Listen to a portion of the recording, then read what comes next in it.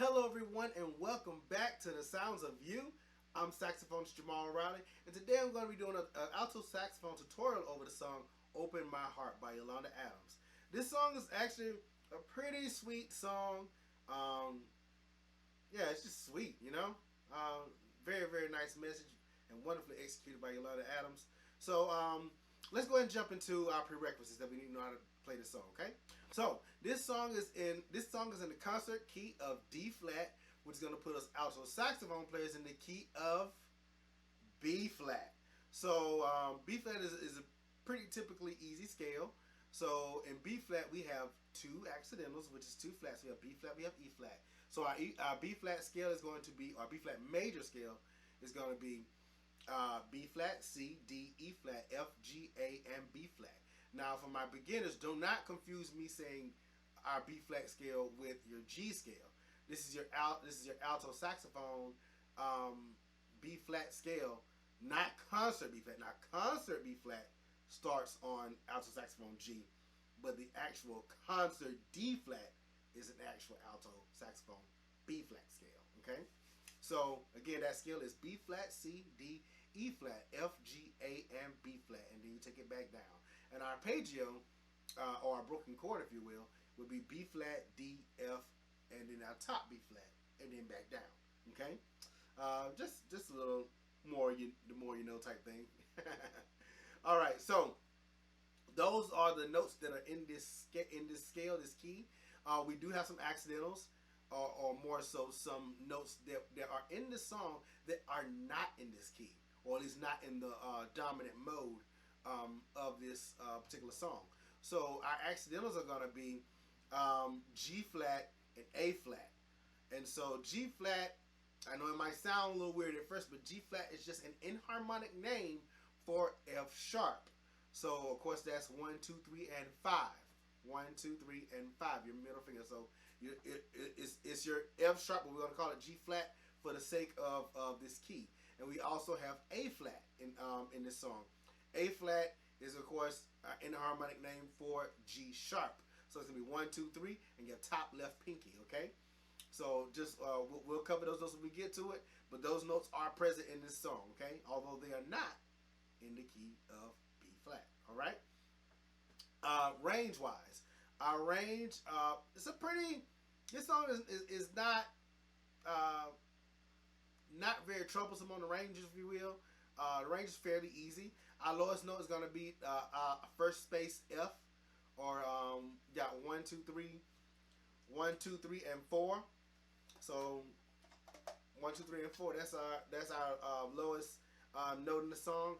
Our highest common note is going to be, let's say, B flat above the staff. So you got your octave key, of course, and I think in the instances that we actually play high B flat, we're probably using bis B flat. Now this key is actually pretty flexible. You can really use whatever B flat you want to use. If you want to use your default 1, 2, and your bottom right side key B flat, that is perfectly fine. I personally won't be using it, but it's not because there are some points where we're gonna be using B flat, and that key that fingering method may slow you down, or it really just depends on your preference. Okay, I can't say there's a wrong way to play B flat in this particular song. Okay, but I'll be using bis B flat, which of course, if you see my other videos, or if you already know, is your first finger and that small guy right there. So just rock your first finger down. Again, for those who don't know, do not move your middle finger up to that small key. Don't do that. Do not move that middle finger up to that small key. Okay? You're just going to move your first finger down and get to it like that. So our highest common note is B flat above the staff. But our actual highest note, which we does touch once in this song, is going to be palm D. So of course you got your octave key, and then you got your first key that's in your palm.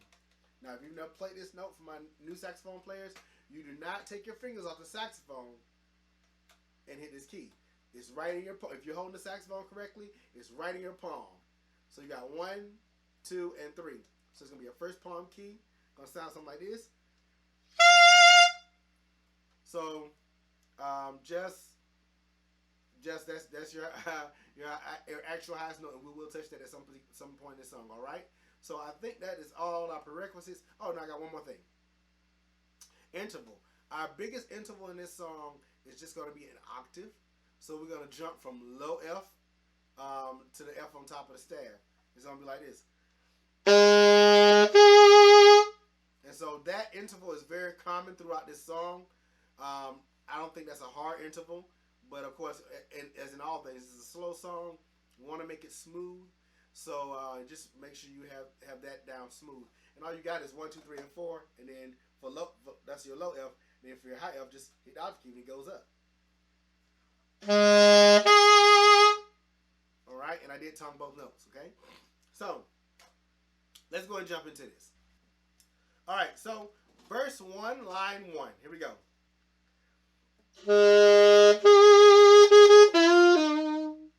So right there in our very first line, we already have that octave jump. Like I said, that octave jump is going to be very, very common. That octave jump between low F and the F on top of the staff, or high F as I have it written.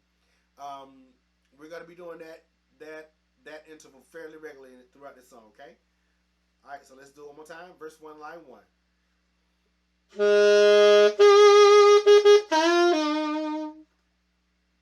Verse 1, line 2.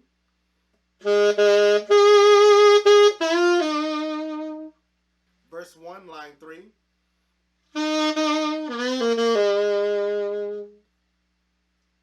Still pretty easy. Verse 1, line 4.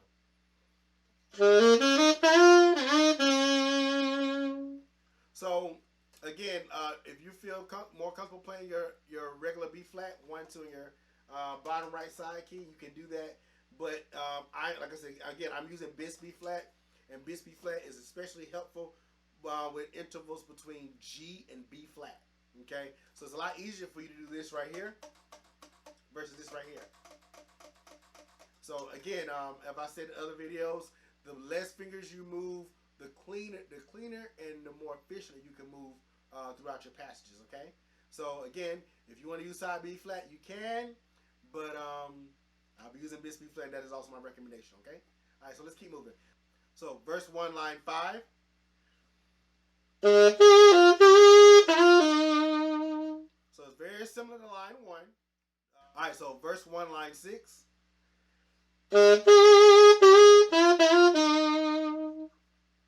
So one more time, verse 1, line 6.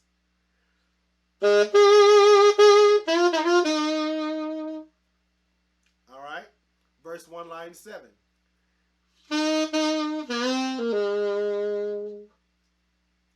Verse 1, line 8.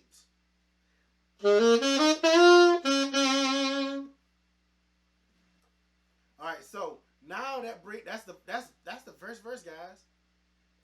That was pretty easy, right? It's pretty easy. All right, let's get into the chorus. Here we go. Chorus 1, line 1.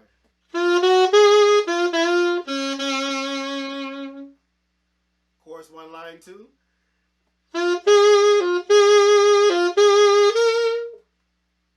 Chorus 1, line 3.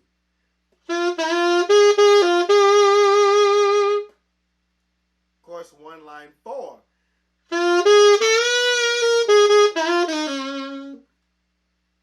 So we have that A flat there. All right. One more time. Chorus 1, line 4.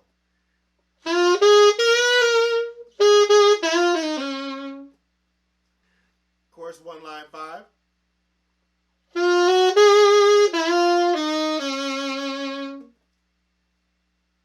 Chorus 1, line 6.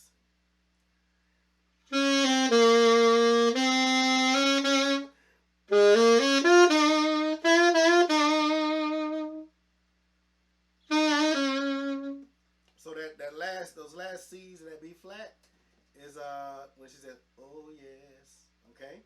All right. So we made it through the first verse and the first chorus. Let's get on to the second chorus.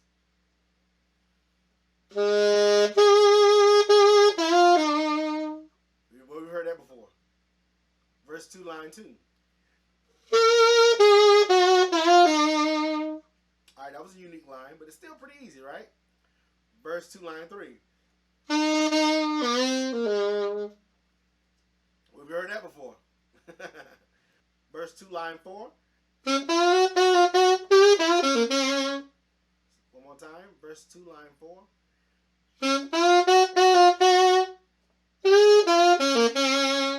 This time in time. Verse 2, line 4. All right.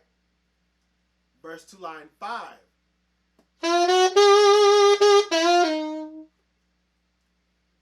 All right. So we go. Verse 2, line 6.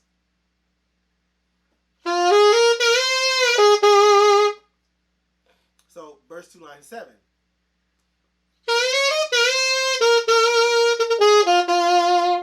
So in the actual song, verse 2, line 6 and line 7 are actually together. So let's put them together.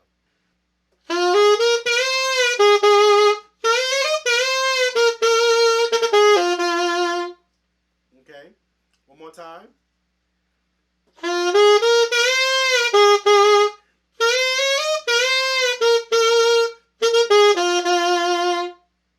right, so that was slow. So let's put it up speed this time.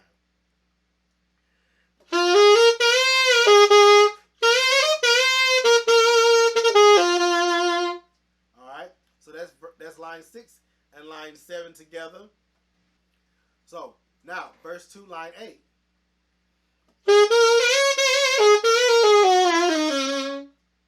Okay. I know that might sound like a lot, but as long as you got the scale under your fingers, you'll be okay. So we got that A flat in there. So we go up to our high B flat, and we come down to F, but we got an A flat, and really it's just a scale down plus that D flat in there.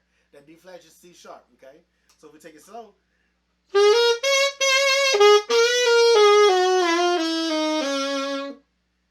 So in real time will be. So you kind of speed up a little bit when you get down to D. So that's D flat, C, B flat. So let's put it back on there. So let's start at F. One more time. Whole line. So now when you broke that down, it's actually a lot easier than it looks or even sounds, right? Good. See, knowing your scales will really take you a long way in a lot of songs. A lot of stuff, even in classical music or symphonic music, if you will, sometimes, scholastically, I'm actually an oboe player. And a lot of times, sometimes I'll see passages where it's just runs and runs and riffs. And really, when it can be overwhelming at first sight, but really when you look at it, and you recognize your scale patterns, major, minors, and different modes, you're like, oh, that's just what that is, you know. And as long as you know your starting point, because sometimes it'll mix it up for you. Like right now, we have our B flat scale, right? You might have a run going from D down, maybe down past an octave to G. So you may have something like. So if I saw that written on paper and I recognize that scale, oh, it's just a B flat scale. So I'm starting on this D and I'm ending on that G. You know, so I can never stop emphasizing, learn. If you don't know all your scales, please learn them thoroughly to the point where you can call them out. You know, and what I mean is, I know it's kind of a sidebar, but I say learn your scales. Like if I say, hey, spell your A flat scale, you should know A flat, B flat, C, D flat, E flat, F, G, A, B flat. Oh, I'm sorry, I said it wrong. if I say spell your scales, you should be able to spell it out just like if I say give me an A flat scale, I want to hear A flat, B flat, C, D flat, E flat, F, G, A flat. Okay, give me an E scale: E, F sharp, G sharp, A, B, C sharp, D sharp, E. You get my point. So you want to know your scales not only in your fingers but also in your head. It'll take you so much further in your playing, in your foundation of execution. All right. So let's keep moving, guys. One more time, verse 2, line 8.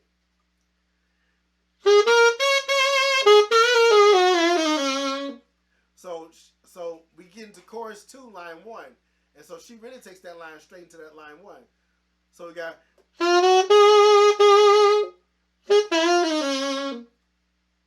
So really, she takes chorus 2 line, no, not chorus 2, verse 2 line 8, and run straight into that. So we got.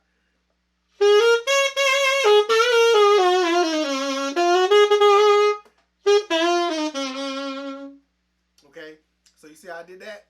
So really, she, at least in that song, how she did it, she executed verse 2 line 8 and chorus 2 line 1 as one, kind of like one phrase. However, if you want, you can, again, if you're just starting out, if you don't feel comfortable doing that, you can just do it like you did chorus 1 line 1. That'll fit just fine. Okay, so let's keep going. All right, so chorus 2 line 2. So where have we heard that before? It's the same as before, but we get a little interesting right here. One of my favorite phrases that she does, excuse in this song, chorus 2 line 3.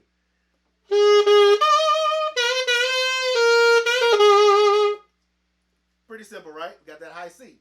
All right, one more time.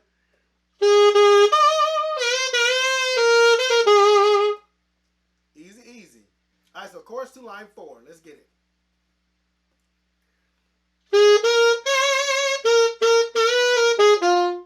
So that's line 4. But then we go into line 5. Her background singers come in with. So let's put them together. I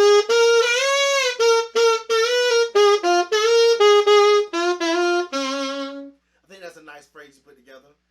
So Yolanda actually sings something else right there in line 5. It's actually the same phrase, but instead of starting on G, she starts on D. Starts on the D in the middle, and she comes back up to the F. So she goes. So instead of going, she goes. So if you listen closely, because the background singers, at least to my ears, just listening to the song casually, they kind of come in and present themselves, and it's easier for them to catch your attention than it is her right there in that particular line, because she does break, she does either come down or break a little bit, take a small break in that smaller section. So if I would do her part, it would go something like this: line 4 and Yolanda line 5.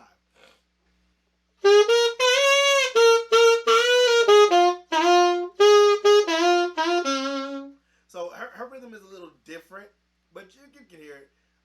Me personally, I probably prefer to stick to the background singers in that part. So line 4 and line 5.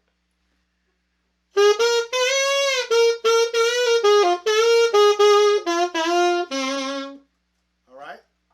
All right. So chorus 2 line 6 is similar to the last chorus 1 line 6, with some differences. Let's hear it.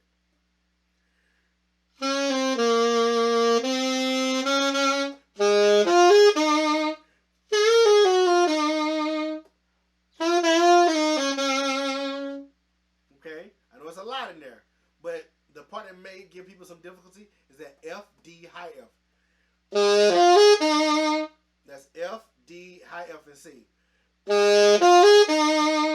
That can be hard to slur for some if you got to tongue it just to work it out. Do that, but it sounds much better. I think if you slur it, it sounds smooth. All right. So let's put it together again. Chorus 2, line 6.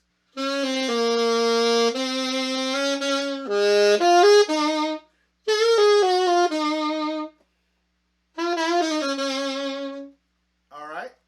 So let's keep it moving. All right. So guys, we got verse 1 under our belts. Chorus 1, verse 2, chorus 2. Now it's time for the vamp. Let's do it.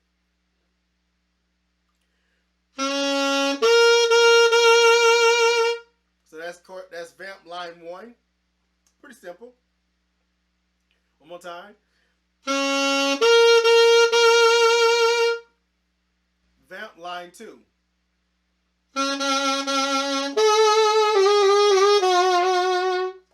All right. So you hear. I mean, straightforward. That's actually pretty easy, but you hear me doing something, an embellishment in there. So what I'm doing is we have the little E. So all I'm doing is just flicking the finger off the E.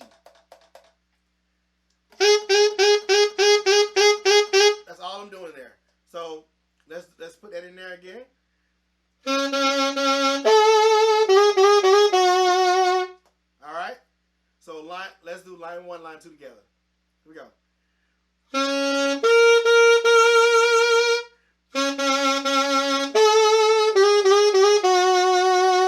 All right. Now, if you rather, if you can't make it sound smooth like that, just continue working at it, or you can leave the E off. You can actually do it like this.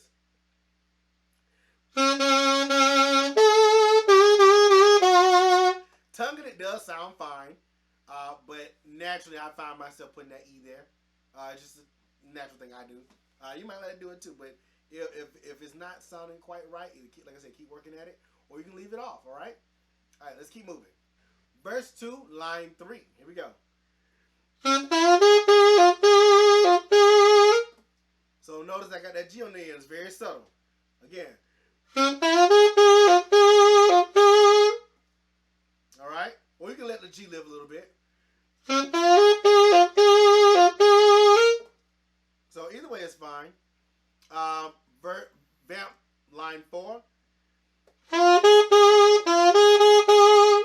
Same situation with the G on the end, all right? So now we have vamp line 5. So we have a fall from B flat to G on the tail of that. Just a little chromatic fall.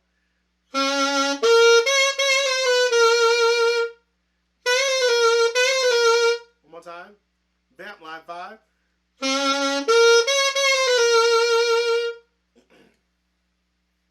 Vamp line 6.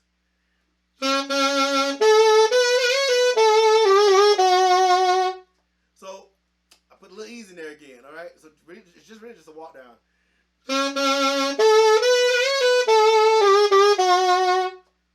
Pretty simple still, okay? All right. So one more time, I'm gonna put my little ease back in there again.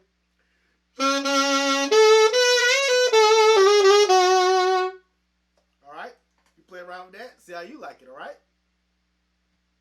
All right. So vamp line 7 is split into 2 parts between what the chorus does and what Yolanda does. Let's go and tackle on both. So we're gonna do what the background chorus does first. Okay. So we're coming off of line 6 where we go.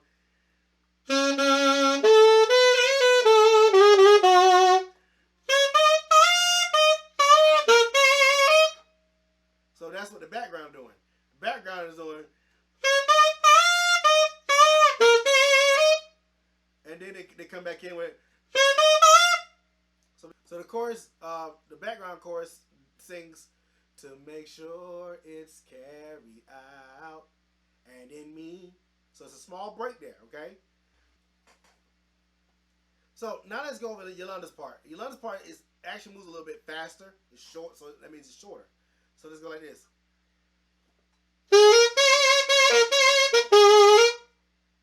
And so she breaks right there because they're still going.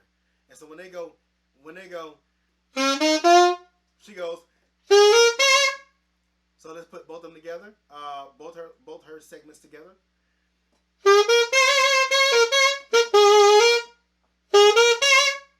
Versus you have them going. You have them in the background singing.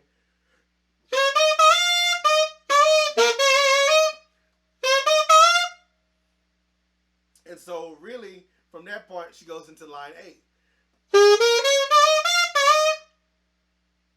So that's the beginning of line 8, okay? So, me personally, if I were playing this, I'd probably play the background part because, I mean, 9 times out of 10, you're playing for somebody else to hear you. And I think the background part is what most people will remember. Part of playing music for someone is you want what you're playing to connect, at least to some degree, with your listener, and they'll appreciate your efforts all the more. Okay, so me personally, if I were playing line 7 and line 8 together, I'd probably do the background parts.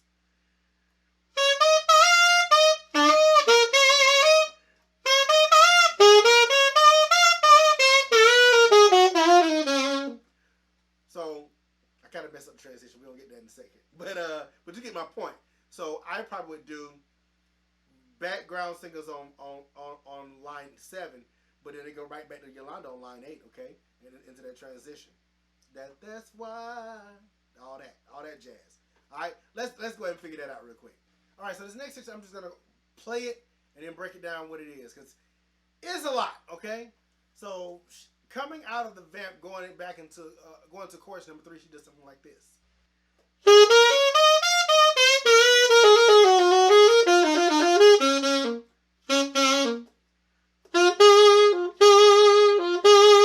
All right, so what we have here, we have vamp line 8, we have a transition. That's why that part of that, we're gonna call that transition, and then we go back, we go to chorus 3 line 1. That's why I wanna talk to you. She does it very, very, very fast. So let's break down the notes. So vamp line 8, we got. So we already got that, right? So the transition part.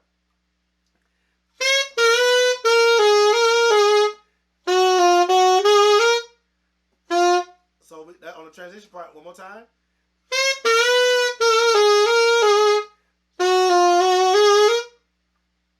All right, and then chorus 3 line 1 goes.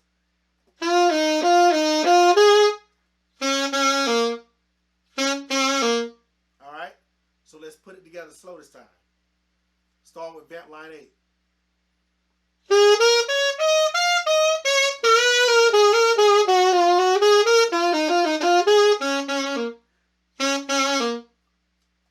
I know it's a lot. I know it's a lot. One more time. Vamp line 8, transition, chorus 3 line 1.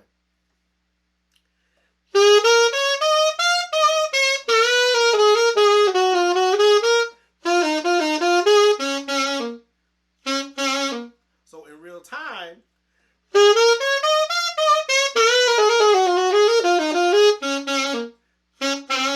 Now, if you don't want to play all that, you can leave the transition out. And maybe if I were to leave that out, if it's just a bit much and I can't fit my timing right, I'll probably do something like this. All right, so if you don't want to play all that, I have another take you probably could do. What we could do is, instead of doing that transitional part, if you're not up to that challenge, something that may, in one respect, may be a little bit harder, but timing-wise is easier to execute. How about we basically do a modified version of chorus 1 line 1, except we tell them to take it up an octave. So that's going to give us a new highest note. So it's going to sound something like this. Vamp line. So we're going to go vamp line 8 into a modified chorus 1 line 1. Here we go.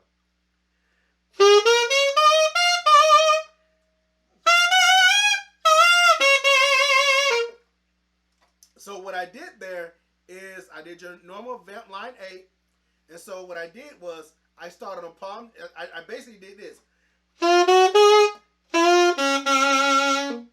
except I took it up an octave.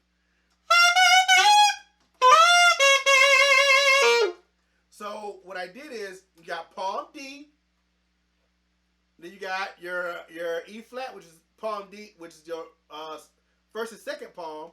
Palm D, palm E flat, your palm F. So you got palm D, palm E flat, and then for, of course, with palm F, you have to add your top right side key.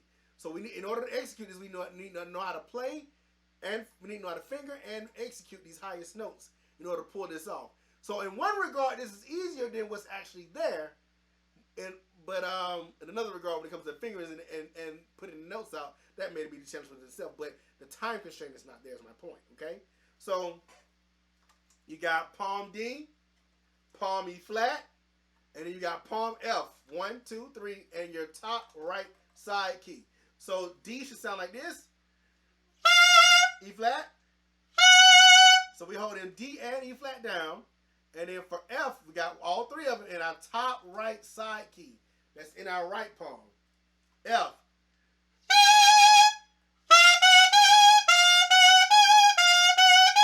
So work that out. So now let's do it one more time. So for our new chorus 3 line 1, we're going to do.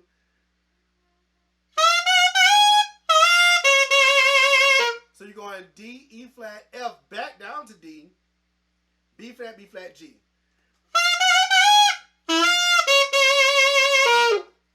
And what you hear me do at the very end, I just happen to do, is a fall. So I'll add those notes in there too. So we're going from, we got a G, and we're just falling down to D.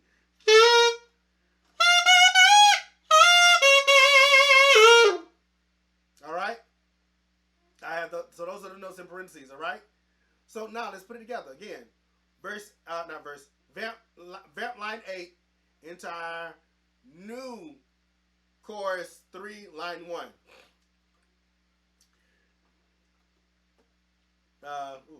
Here we go.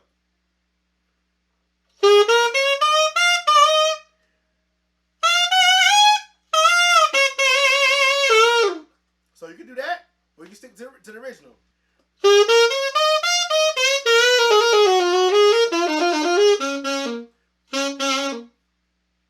So, but then verse 2, chorus 3, line 2 is still the same.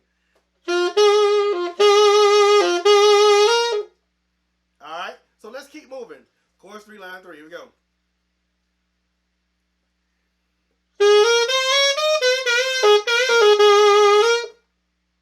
Pretty easy. Just take your time to walk through it. One more time again.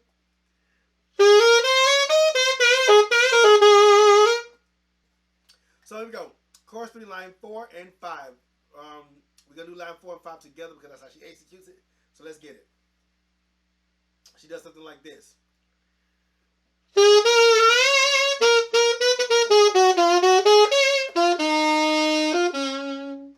Alright. So let's take line 5 first, okay? Line 5. So we got... Now on that one, I'm actually not using bis B flat. Technically, I'm not using bis B flat. I'm using 1 and 4 for that F right there. Because we're going from D, E flat, F, and then we go to B flat. So all I'm moving is my second and third finger on my left hand, and my first finger on my right hand stays down. Okay? So, dun, dun, dun, dun. Alright? The reason I'm telling you this, because technically you could be fine, just fine playing bis B flat. Then, as you continue playing saxophone, you'll find out that there are several fingers for B flat. And my point is, the more you know, the more you can execute. The more you give to your foundation, the more you have in your toolbox for different things. Because there are going to be other passages in times where you require something different things. So it's just the more you know type of thing. Okay. So just put it on it, tuck that in your toolbox, and maybe in another song or passage you'll have it, and you'll be that much more prepared for it. Okay. So one more time, line 5. Pretty easy, right? Once you got that first little jump. So line 4 goes.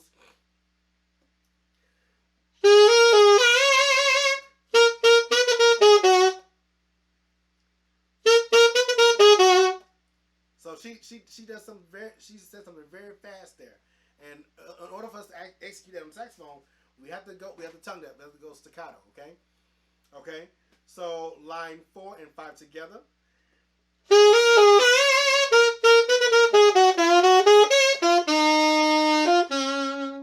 Alright, so you put it together, it sounds pretty cool, right? Alright, so let's keep moving. Chorus 3, line 6 and 7. Alright, this is what it will sound like.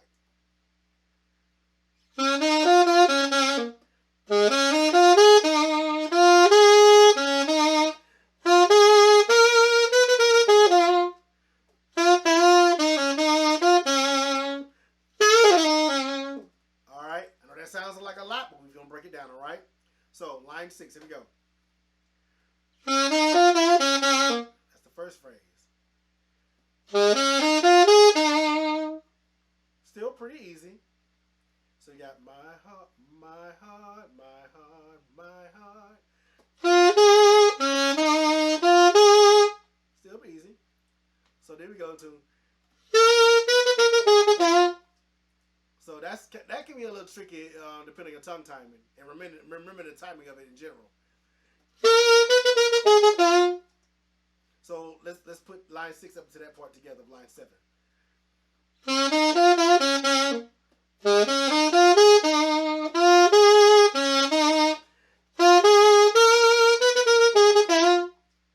So now we got the latter part of line 7.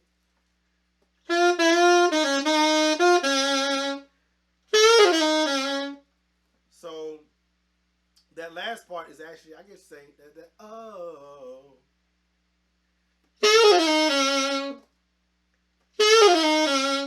put it all together now.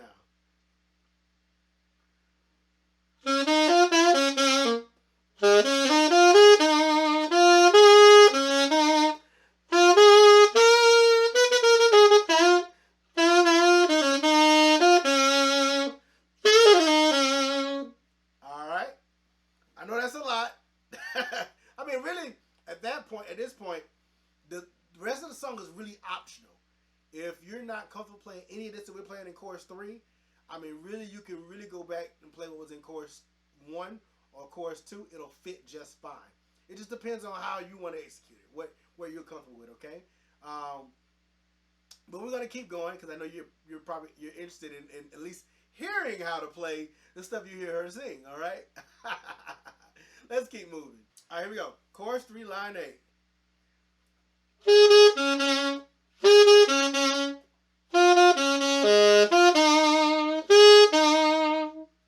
Pretty easy, right? So now we have our ending lines, okay? So ending line 1. That's the you the love of my soul. All right, so ending line 2. This is the captain of my sea. I need a word from you.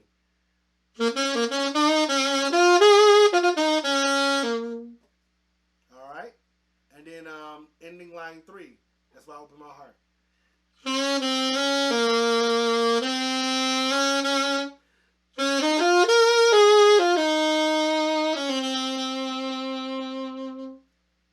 All right. So guys, that's the song.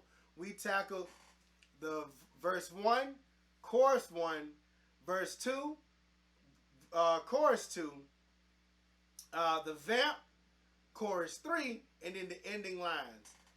Guys, you hung in there with me. That's the entire song. I hope I was clear on everything. If you have any questions, feel free to comment, reach out to me, and I'll see that I clarify. Also, enjoy the link that I posted, that I'm sharing with the video of when I actually covered this song some years ago. So I didn't cover it quite how she sung it, but it's still the song. But yes, I really enjoyed this song, and I hope you learned a lot. I hope you attain your goal in learning this song, and of course executing if you want to perform it live, or even you want to make a video, record a video of yourself playing. So, like I said, if you have any questions or concerns or anything I was unclear about, reach out to me. If you have any more requests, you can email me at saxjriley@gmail.com. I look forward to your requests, your comments, your feedback, and I'll see you in the next video. Until next time, this is saxophonist Jamal Riley with The Sounds of You, and I'll see you in the next video.